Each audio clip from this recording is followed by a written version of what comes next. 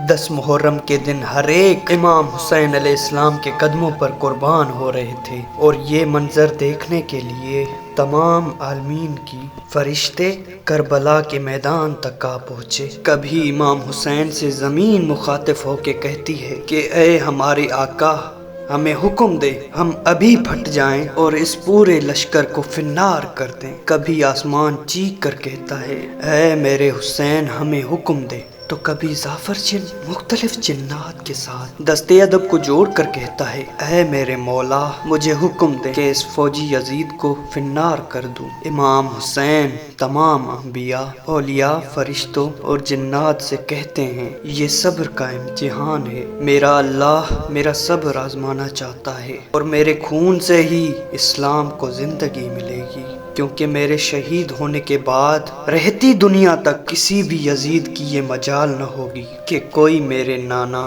حضرت محمد مصطفیٰ صلی اللہ علیہ وآلہ وسلم کی شریعت کو جھوٹا کہیں۔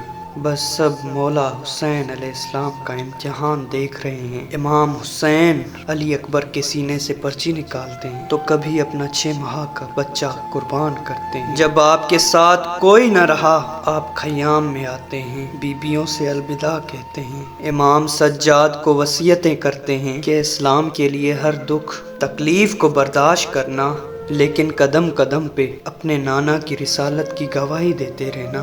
جیسے ہی بیبیوں سے الوداع کہتے ہیں، ذوالجلاء کو حکم دیتے ہیں کہ اے میرے گھوڑے، مجھے میدان میں لے کے چل۔ ذوالجلاء آگے نہیں بڑھتا۔ امام حسین ذوالجلاء کے قدموں میں دیکھتے ہیں کہ آپ کی بیٹی سکینہ ذوالجلاء کے پیروں میں لپٹی ہوئی ہے۔ آپ اترتے ہیں، اپنی بیٹی سے فرماتے ہیں اے میری بیٹی سکینہ، اپنے بابا سے الوداع کہو۔ بی بی سکینہ فرماتی ہیں بابا، صبح سے لے کر اب تک جو میدان میں گیا وہ واپس نہیں آیا۔ امام حسین فرماتے ہیں اے میری بچی، ہمارے خون سے تمہارے نانا کا دین بچے گا، صبر کرو۔ آپ یتیمی کا فرصہ دیتے ہیں اور میدان میں آ کے بآواز بلند فرماتے ہیں اے لوگوں، میں رسول اللہ کا نواسا حسین ہوں، فاطمہ کا بیٹا، علی کا لال، میں وہ ہوں جس کے لیے اللہ کے رسول بار بار فرماتے تھے کہ حسین منی والا و من الحسین، میرا خون رسول اللہ کا خون ہے، میرا گوشت رسول اللہ کا گوشت ہے، کیوں مجھے قتل کرنا چاہتے ہو؟ کیا میں نے کوئی شریعت میں ترامین کی ہے؟ کسی انسان کا حق غصب کیا ہے؟ کیوں میرے بچوں کو مارا ہے؟ کیوں 3 دن سے ہمیں پیاسا رکھا ہے؟ فوجی یزید ایک آواز میں کہتی ہے کہ ہم سب تجھے تیرے بابا علی کے بغض میں قتل کرنا چاہتے ہیں۔ پھر آپ فرماتے ہیں آج جو اسلام کا پرچم تم ہاتھوں پہ بلند کر کے کھڑے ہو، یہ پرچم میرے بابا علی نے بلند کیا تھا خیبر و خندق میں۔ اگر میرے بابا علی نہ ہوتے تو اسلام کی فتح ناممکن تھی۔ آج اس علی کو یہ صلہ دے رہے ہو کہ اس کی اولاد کو اس بیابان میں بھوکا اور پیاسا قتل کر رہے ہو۔ بس عمر بن سعد کہتا ہے کہ حسین کی بات نہ سنو، حملہ کر دو۔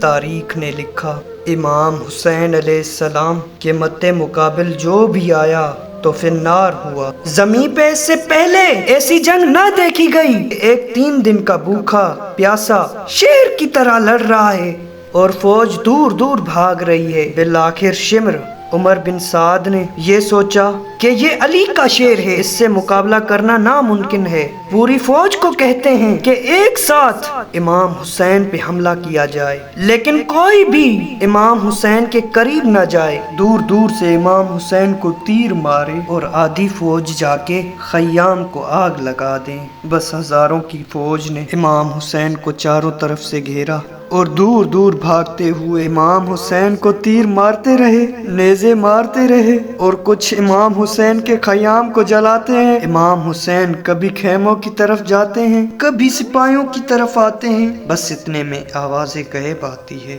اے حسین، تمہارا اللہ تم سے راضی ہوا۔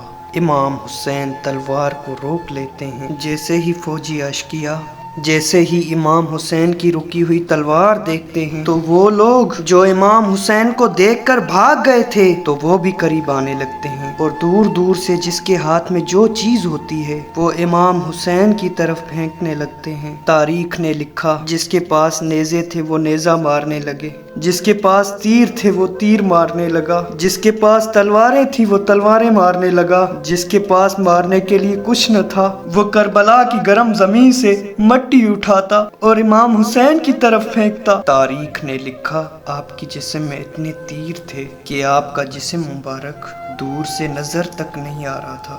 آپ نے چاہا کہ آپ اللہ کے دربار میں سجدہ کریں، آپ اپنے آپ کو گھوڑے کی زین سے زمین کی طرف لے کے جاتے ہیں، لیکن آپ کے جسم مبارک پر تیر اتنے تھے، نہ آپ زمین پہ تھے نہ آپ گھوڑے کی زین پہ تھے، تیروں کے مسلح پہ تھے۔ یہ منظر تمام انبیاء دیکھ کے زاروں قطار رو رہے تھے۔ بس جو بھی امام حسین کا سر کاٹنے کے لیے قریب آئے، امام حسین کے چہرے میں ان کو رسول اللہ کا چہرہ نظر آئے اور وہ چیخ کے دور چلا جائے۔ بس شمر نے کہا یہ کام مجھ سے ہونا ہے۔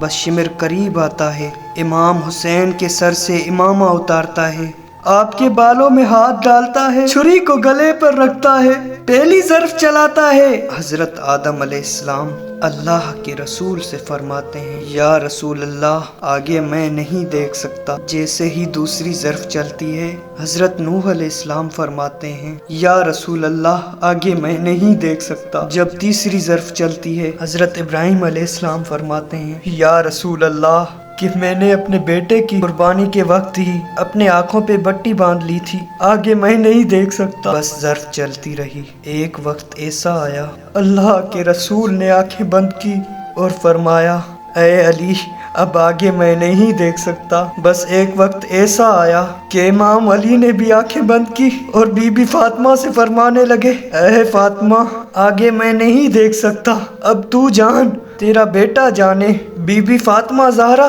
مقتل میں دیکھتی ہے کہ شمر کے مسلسل امام حسین کے گلے پر خنجر اٹھا، آپ قریب آتی ہیں، دونوں ہاتھ امام حسین علیہ السلام کی گردن پہ رکھتی ہیں اور فرماتی ہیں اے شمر نہ مار، میرے بچے کو نہ مار، میں نے چکیاں پیس کے پالا ہے، یہ تیرے رسول کا نواسا ہے۔ لیکن افسوس شمر مسلسل امام حسین کے گلے کو کاٹتا رہا۔ شمر دیکھیں امام حسین کے مسلسل لب ہل رہے ہیں، سوچا شاید ہمیں امام حسین ہمیں بد دعا دے رہے ہوں۔ جب قریب آ کر سنتے ہیں تو امام حسین فرما رہے تھے اے اللہ میرے بچوں کی قربانی قبول فرمانا، میرے عزیز اور وقارب کی قربانی قبول کرنا، تیرا شکر ہے تو نے اپنے محبوب کے اس نواسے حسین اس عظیم امتحان کے لیے چنا، میری قربانی قبول کرنا، تو عظیم ہے، تو اعلیٰ ہے، اگر میری 70 جانیں بھی ہوتی تو تیرے نام پہ تیرے اسلام پہ قربان کرتا۔ سلام ہو آل محمد پر، سلام ہو رسول اللہ کے خاندان پر، جنہوں نے ہر تکلیف کو برداشت کر کے قیامت تک اسلام کو زندہ کر دیا، قیامت تک اسلام کو زندہ کر، قیامت تک اسلام کو زندہ کر دیا۔